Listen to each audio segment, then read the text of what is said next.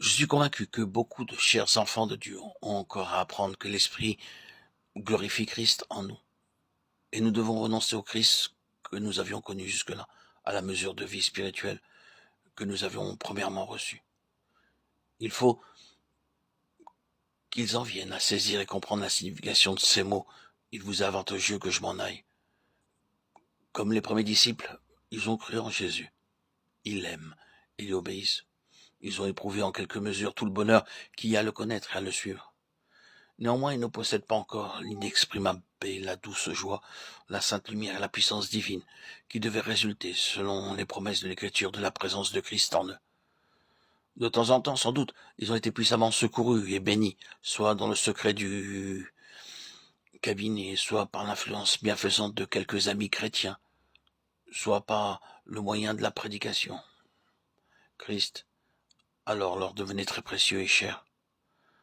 Cependant, ils savent qu'il leur manque beaucoup encore, que de promesses non accomplies pour eux, que d'aspirations non satisfaites. C'est parce qu'ils n'ont pas encore pleinement saisi cette promesse.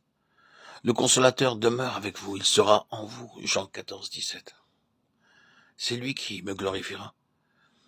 Ils n'ont pas bien compris tout l'avantage qu'il y a à être séparés de Christ pour le recevoir glorifié en esprit.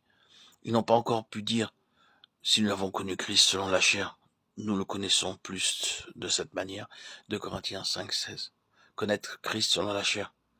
Voilà ce qui doit faire place à la joie de le connaître selon la puissance de l'esprit. Selon la chair, c'est ne le connaître que par le moyen de la parole, de la pensée, des efforts, des sentiments, de l'influence et de tout ce qui vient de l'homme. Le croyant qui a déjà reçu le Saint-Esprit, mais qui ne sait pas encore tout ce que comporte sa présence, et qui par conséquent ne s'abandonne pas entièrement à sa direction, à son action, conserve encore une très grande confiance en la chair, tout en admettant qu'il ne peut rien faire sans le secours de l'Esprit. Il continue pourtant à travailler, à lutter, à faire de vains efforts pour croire et pour vivre comme il sait qu'il devrait croire et vivre, tout en reconnaissant très sincèrement, en éprouvant parfois avec bonheur que Christ seul est sa vie et sa force.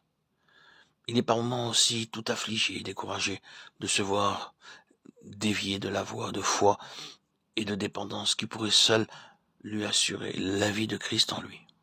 Il a beau s'efforcer de croire tout ce que le croyant doit croire de la présence habituelle de Christ. Il constate que sa vie de foi est toujours semée de lacunes et d'interruptions. Il lui semble que pour lui, la foi n'est pas ce qu'elle devrait être. Une ferme attente des choses qu'on espère. Hébreux 11, 1. Et tout cela parce que sa foi même est encore beaucoup trop l'effort de la pensée, le produit de la force humaine, de la sagesse humaine. Christ s'est révélé à lui comme l'ami fidèle toujours présent, mais c'est la chair, c'est l'intelligence humaine qui s'est aussitôt emparée de cette vérité. Et par là même, elle a perdu sa force. Il a reçu le Christ glorifié, la doctrine de la présence de Christ en l'homme, dans un cœur encore partagé entre la chair et l'esprit. Or, c'est l'esprit seul qui peut glorifier Christ en nous. Et pour qu'il le fasse, il faut que nous renoncions à toute notre ancienne manière de connaître, de posséder Christ et de croire en lui. Il faut absolument que nous en venions à ne plus connaître Christ selon la chair. C'est l'esprit qui me glorifiera.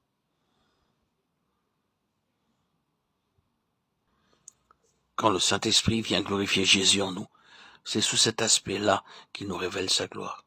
Il prend de ce qui est à Christ et nous l'annonce.